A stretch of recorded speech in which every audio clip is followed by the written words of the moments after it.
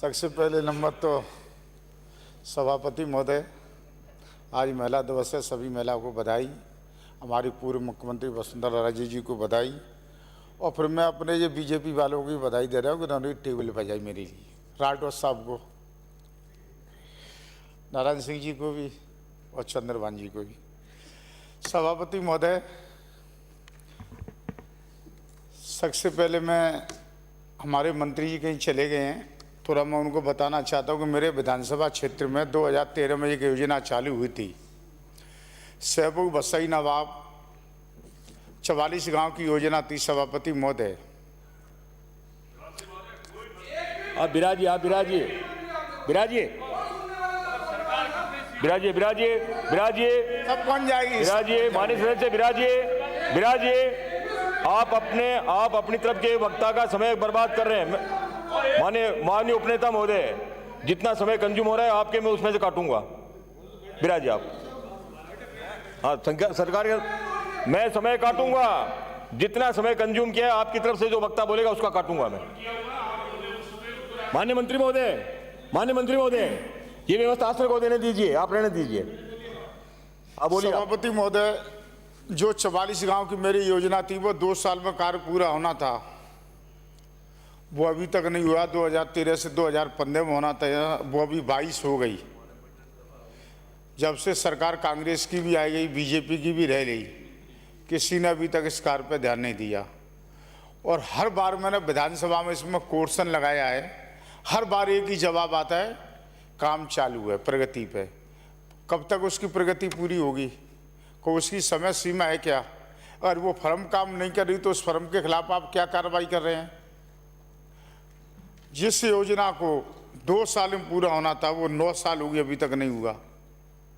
कितनी लोगों के सामने समस्या पानी की, और पानी पीने के लिए व्यवस्था बहुत खराब है। सभापति महोदय, मैं मंत्री जी से निवेदन करता हूँ, या तो उस फर्म पर कोई कार्रवाई करें, इस काम को पूरा कराया जाए, और उसकी कोई ना कोई समय सीमा होनी चाहिए। ऐसे नहीं है कि आप बार बार इसको आगे बढ़ाते चले जाते हैं और लोगों की जो समस्या वो बनी रहती है।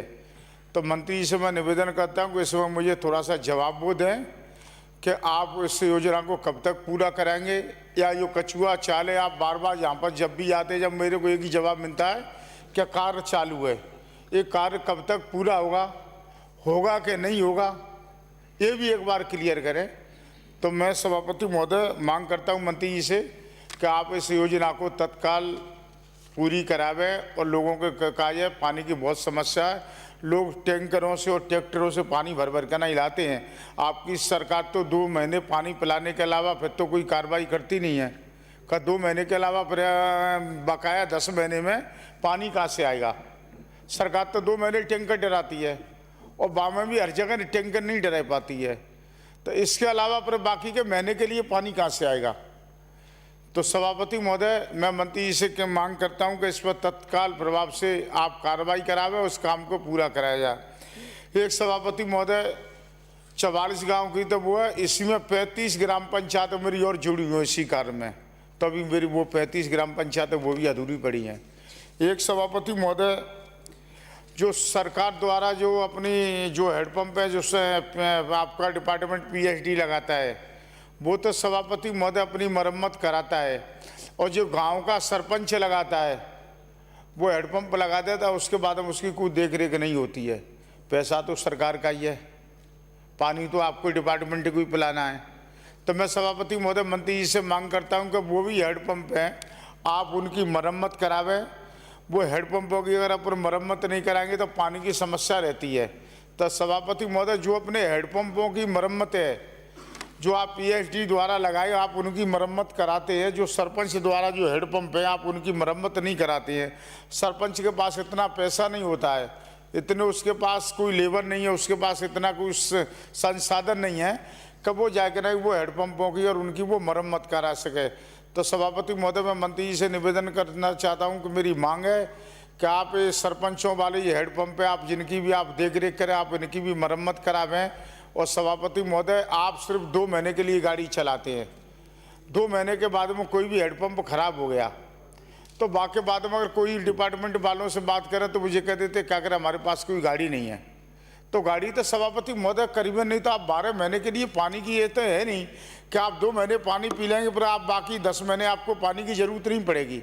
पानी तो रोजाना की चीज़ है, दिन में 10-5 बार आदमी पानी पीता है इंसान। तो सभापति महोदय बाकी के दिन वो पूर्ति कहाँ से करेंगे? कोई भी आपकी गाड़ी जाती है वो गाँव के अंदर जाने के लिए तैयार नहीं है। आपके हेडपम्प मिस्त्री को आप 12 महीने की तनख्वाह देते हैं, आप इतने कर्मचारी आपने लगा रहा है कि इनको 12 महीने की तनख्वाह देते हैं और सिर्फ काम 2 महीने करके नहीं, वो आराम से मजे मारते हैं। कब उनका तो काम खत्म, उनका 2 महीने बस उनको पानी पिलाना, बकाया 10 महीने में कोई पानी नहीं पिलाना। एक सभापति महोदय, जो मेरे बाड़ी विधानसभा क्षेत्र में जो अभी एक 35 करोड़ रुपए की इन्होंने कोई योजना सैंक्शन की है पाइपलाइन की, वो अगली साल बजट में घोषणा हुई थी, उसका कार्य अभी तक चालू नहीं कराया गया है। उनके टेंडर प्रक्रिया हो गई है। टेंडर प्रक्रिया में एक तो आप टेम इतना रख देते हैं कि एक महीने का टेम रख देते हैं। पहले तो आपकी DPR बनाने में आप 1 साल लगा देंगे और जब आपकी DPR बनकर नहीं तैयार हो जाए तो फिर आप 1 महीना टेंडर में खींच देंगे और जो 1 महीने वो टेंडर हो जाएंगे उसके बाद में आप सैंक्शन में लगा देंगे। ये कितनी लंबी प्रक्रिया आपने कर रखी है। आप 1 महीने का टेंडर लगाते हैं, आप उसको 8 दिन का भी लगा सकते हैं। 1 महीने में कौन सी ऐसी बात है कि जो 1 महीने का आप टेम देते हैं, उसको हम कम कर सकते हैं, 8 दिन भी कर सकते हैं, 15 दिन भी कर सकते हैं। फिर आपके काज सैंक्शन के काज आपके यहाँ फाइल पड़ी रहती 2-2 महीने 3-3 महीने। ये क्या सिस्टम कर रखा है? इसमें मंत्री जी थोड़ा सा सुधार करें, ये इतनी लंबी प्रक्रिया नहीं करें। 1 महीने में करेंगे जब भी आपको वही टेंडर करना है, आप 8 दिन में करेंगे जब भी आपको वही टेंडर करना है। तो 1 महीने की प्रक्रिया क्यों की जाती है? 1 महीने का आप टेम देंगे, 2 महीने का टेम देंगे, फिर आपके काज सैंक्शन के काज 2-2 3-3 महीने आपकी फाइल पड़ी रहती हैं, जब भी आप लोग ध्यान नहीं देते हैं। एक सभापति महोदय, जो जन जीवन मिशन योजना में जो आपके गाँव के अंदर जो बढ़िया RCC हो रही हैं, उनको आप खुद का नहीं पानी की पाइपलाइन डालते हैं और जिसको आप ठेका देते हैं वो ठेकेदार अपना पानी की पाइपलाइन डाल कर नहीं आपका फ्री हो जाता है। उसके बाद में वो पूरे वो गाँवों गड्ढे हो जाते हैं, वो RCC है वो पूरी ख़राब हो जाती है। तो उसके कहा कोई सरपंच के पास इतना पैसा है नहीं, हम लोगों के पास भी इतना पैसा नहीं कि हम पूरी व्यवस्था जाकर नहीं को ठीक करा दें सभापति महोदय। तो मैं मंत्री जी से निवेदन करता हूं कि एक मेरी मांग है कि जो भी आप ठेका जिसको जो भी फर्म जो ठेका लेती है वो ठेकेदार को आप पाबंद करें कि जितनी वो आप गड्ढे खोदेगा, जितने वो गड्ढों को ठीक तरीके से अच्छे तरीके से वो RCC करावे और पानी की पाइपलाइन डाल कर ना उस जैसी उन्होंने वो इस स्थिति में वो गड्ढे खोदें उसको ऐसी स्थिति में करके ना बढ़िया तरीके से उसको बनावे। एक सभापति महोदय, आपने मॉनिटरिंग करने के कहा है, इसमें कोई नहीं है। आपने एक प्रक्रिया और कर दी कि आपको सरपंच सत्यापन देगा। वो सरपंच खुद अपनी जुगाड़ में रहता है कि पहले मेरा सत्यापन करें, जब जाकर नहीं वो आपके काम का सत्यापन करें। तो बीच में आपको सरपंच से तो क्या सत्यापन लेने की जरूरत है? क्या करेगा सरपंच? सरपंच मतलब करेगा कि आपके चाहिए नहीं है ना अधिकारी हो, तो किसी डिपार्टमेंट में कोई सत्यापन सरपंच ने किया ही नहीं। ये जनजीवन मिशन योजना में सरपंच की क्या जरूरत पड़ रही है? वो पहले खुद के अपने व्यवस्था की बात करता है तो तमाम ठेकेदार परेशान होते हैं और वो काम अधूरा पड़ा रहता है। सभापति महोदय, काफ़ी परिस्थिति है अभी। अगर अपने में इसमें क्या ना, अभी इतनी ठंडी योजना चल रही है, जबकि इस योजना की सबसे ज़्यादा हम लोगों को ज़रूरत है पानी की। अभी पानी की योजना की इतनी बहुत ज़्यादा ज़रूरत है कि इस योजना पे हमने इसको गंभीरता से नहीं लिए। राजस्थान आज सबसे पीछे चल रहा है देश में अंदर। हमारे अधिकारी को आप DPR बनी पड़ी 1-1 साल की, 8-8 महीने की, फिर आपके टेंडर पड़े रहते हैं, आपके टेंडर स्वीकृत नहीं होते, फिर आपके ठेकेदार काम नहीं करते हैं। आपने समय सीमा जब उस ठेकेदार को दिया था, आप समय सीमा में वो काम नहीं करता है तो आप उस पर पेनल्टी क्यों नहीं लगाते हैं? आपने क्या कार्रवाई करी? कितने ठेकेदारों के खिलाफ अभी तक कार्रवाई की? या इस फर्म को आप निरस्त करें, आगे वो इस काम को भी नहीं कर पावे। तो ऐसे लोगों को ठेका नहीं दें जो अच्छे काम करें, बढ़िया क्वांटिटी का काम करें। ऐसे लोगों को आप कार्य दें और समय पर कार्य पूरा होना चाहिए। सभापति महोदय, एक सभापति महोदय, पहले हैंडपंप की अभी हमारे सभी इधर वाले साथी विपक्ष वाले भी मांग कर रहे थे कि हैंडपंप आपने 40-40 दिए।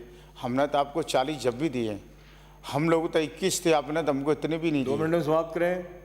हमने सभापति महोदय 163 से जब जिन्होंने हैंडपंपों की घोषणा करी, हम लोगों को एक भी हैंडपंप नहीं दी। अपने अपने क्षेत्र में इन्होंने लगाए 163 में। अब ये मांग करते हैं इधर वालों पे कम से कम हम लोगों ने आपके संग इतने तो दिए, 40 तो दिए, आपने तो हम लोगों को 4 भी नहीं दिए सभापति महोदय।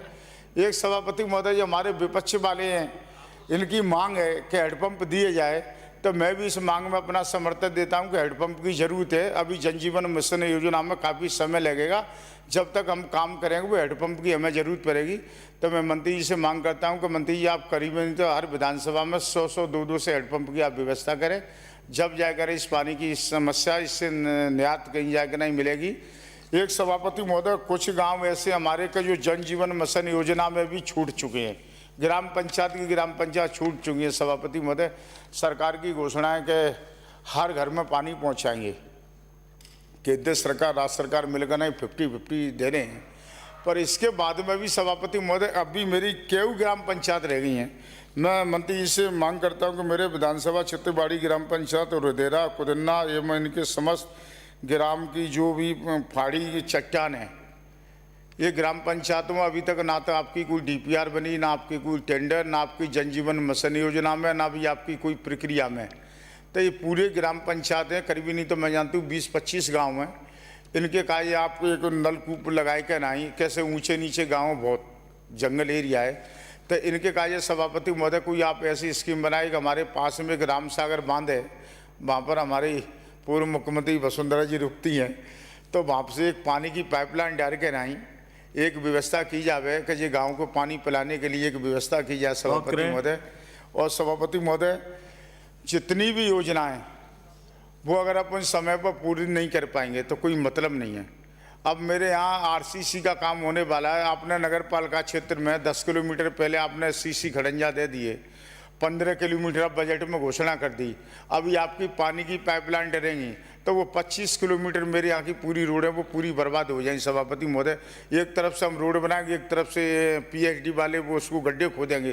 तो मैं मंत्री जी से मांग करता हूँ कि मैं थोड़ा काम लेट कर दूंगा, भले 2 महीने 3 महीने 6 महीने में आप पहले बाड़ी सिटी के अंदर काम कराया जाए, तो जो 25 किलोमीटर जो हमारी रोड बनेगी जो नगर पालिका क्षेत्र में, कम से कम वो दोबारा जो हम खुदाई कराएंगे उससे तो हम बच जाएंगे।